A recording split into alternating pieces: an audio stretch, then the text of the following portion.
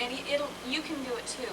If you let it sit, if you've got the kind of time to let it sit for a month, when you go back and read and you see it, can you hear the characters in your head in character? Bear in mind that other people also have to be able to see it. You know what's happening. You can see the little teleplay going through in your head. But you've got to draw the picture for everybody else because they can't see it. What's the textures feel like of the clothing? What's the hair look like? The eyes, the expression in the eyes. What's everyone doing? Not just doing it. When you start with, he goes here, he sat down, he walked there, he said that. Why? This is an outline. Why is he going there? How is he getting there? Is he hopping, crawling? What? Tell us. I find that whenever I do write something, which is not often because I'm not a really disciplined writer, but I write in spurts. I find that when I do write something, I give it to someone, and when they give it back to me, I ask them, were you able to see it and feel it? I mean, did it draw anything out of you? And then if you say, well, it was a nice story, then you say, well, Yes. let me go back and rework some of this. The dreaded criticism, oh, it was fine. That's all you get. There's a little more behind that. Is anyone sitting and wondering, how do you do that? It's all very well to say, do it, but how do you do that? How do you do that? Make them feel it. Make them feel Word it? choices. Words are wonderful tools. There are millions of words out there. Don't limit yourself. You know, go and find something. Words evoke emotions all on their own. I had one story that came back from a very strange editor who erased one word because it sounded yucky. It was supposed to sound yucky. Remember what it was? Roiled. What? Royal? R-O-I-L-E-D. It sounds yucky. Yeah. Well, it's a turbulent Yeah. situation. Like an anger that Yes. comes up. Something that's Well, boiling and see, the churning. difference if you say he was upset, and then what would you say? I don't know. Well, the one that came from was, such things as he dropped the lid to the washing machine. He snatched his fingers back and it fell with a clang. All right, this. He dropped the lid to the washing machine, or which evokes the image? Yes, it falls. Everybody's been startled by these things going snap at their back. So tell it. Make the words ring. One suggestion for people's writing is they should read their stuff aloud or have somebody Yes, read that it. You can is hear very everything. valuable. Plot, how the words work, How everything. the dialogue flows. I mean, it looks great on paper, but sometimes when you read it aloud, you can't really believe people would say that. It's like child Vincent, adult Vincent. With child Vincent, you could write something like, I wanna go eat now. I wanna, W-A-N-N-A. Vincent wouldn't speak like that. A 9-year-old would, a 35-year-old wouldn't. And you have to hear it, and you can when you read it aloud. At the same time, I think people really need to look, because I've typed a lot of stuff for my friends, and I run into so many stories where they don't have any paragraph breaks, and it's like 1 page and a half, a block of prose, and it is really off-putting to look at. Yes, or the other end of this, a sentence that does not contain more than 4 words. Yes. He went here. He said this. He looked upset. And also, you don't have to keep telling everybody every paragraph, Catherine and Vincent. Catherine and Vincent. You can say he and she if you've only got 2 characters. And you don't have to. You don't necessarily have to identify he said and she said in every single speaking line all Those the are time. pronouns. He and she. They're pronouns. You could start. It's okay to start a sentence with a verb. Running across the meadow, Vincent flung his arms wide for Catherine to run into them. You don't have to say Vincent ran across the meadow. You say running across the meadow. See the structure of the sentence. It breaks up the rhythm so that it's not dun da dun da dun. No iambic pentameter. How do you know when to stop rewriting? That's a real good question, and there's a section in here with it. Well, some people are never satisfied, and you can tinker forever.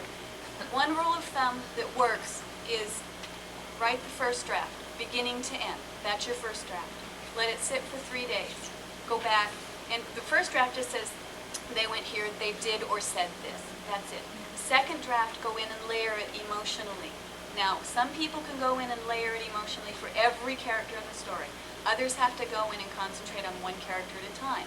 So that means once through for Vincent, once through for Catherine, once through for whomever else.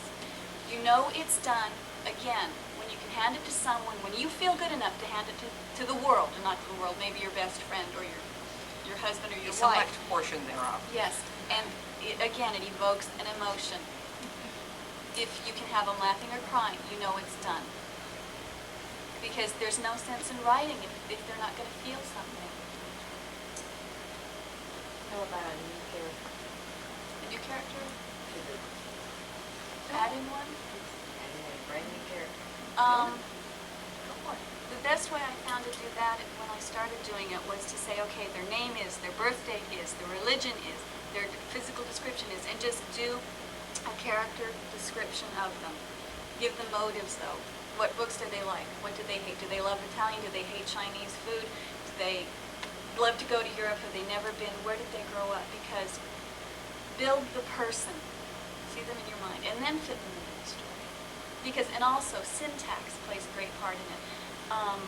If the person drives a VW and dresses in jeans and a sweater, you're going to expect them to speak one way. If they drive a Rolls Royce and wear, I don't know, something. So, Silk, blazers, they're going to speak a border different shirts. way. If there's a dichotomy there, there's a reason for it. Like if you've got Devin in a Rolls Royce, and he speaks the way he is, you're immediately going to think, something's fishy. He ought not be driving that car unless he's the chauffeur. So it makes them sit up. There's something that jars. So use contrast. If they speak this way, if they speak roughly and their environment is smooth, it makes the reader sit up and say, there's a paradox here, something. It makes them watch. Does that help? Dialogue is crucial to building people, even the characters that we know. What is crucial? Dialogue. I read a story last night that had no dialogue in it, which I found fascinating. Not the story about the fact it had no dialogue, right? Listen to people as they talk. Not everyone will speak the same way. Not everyone uses the same word choices. Like she says, the person who travels Europe in the summer does not speak the same way as the person who's never been out of the Bronx. Use the words. Select them carefully. Don't be afraid to tinker with the spelling of the word to create the sound this person makes when they speak. Go ahead and draw pictures. You know, if you've got, like with a story you wrote, if you've got, what was it, a fox going to a pond? Oh. He wanted dinner for Yes. and Vincent was listening to this and he was, he thought. What? We have the frog. If the frog is approaching, thoughts running through his mind are froggy dinner, froggy dinner, froggy dinner. We meet Vincent, say, whoops. Froggy dinner, froggy dinner, froggy dinner. It's a nice trotting rhythm. works. And then he was, yes. Yeah, everything speaks in its own way. Or squirrel. Because then you Squirrel's contrast it with him meeting Vincent and, oops, predator, big predator. No froggy dinner. What story is it? Froggy dinner, froggy dinner. Born of the Rose, I think it is. Born of the Rose? Yeah, it's in Light Cloud Shadow's Spot. But, you know, like, again, it's a rhythm, it's almost like music, an ebb and flow. One of the things I noticed in some designs is they forget that father has an extremely strong British background, and the Brits use their language a lot different than the Americans do, and you don't hear him contract as much as Vincent does. And so you Vincent throw in does a lot not of so father's much as contractions, some of the and you others. gotta find the words that the British use. I mean, listen to Right. some of the things and use the language, and it makes father more real. The language is very important because if you're trying to write someone from another country, say England, British, America, British English is not American English. It No, it's isn't. not. No. No, you Figured that one out, didn't you? Linguistics this morning, I'm really up for this. So it all goes back. Know your characters. Know how they would speak. Know how they How do think they if sit possible. into a chair? The way Vincent sits, just sinks into the chair is different from father. Body language can do so much with emotions in a story. I know when I'm writing myself, I almost visualize being there with Vincent. Yes, You And see I see him doing everything I'm writing. That's when And it's I have going good.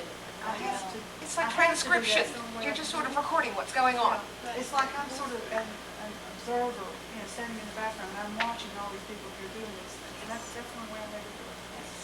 Well, you have Excellent to way do to do it. Yes. But it irritates me no end for people to write Vincent say, okay, you know, things like that. Oh, yes, it drives me wild. I can't stand this, you know, not true to character, especially for him. So, it just. Yes, it's like having Mr. Spock screaming down the corridor of the Enterprise yelling, Scotty!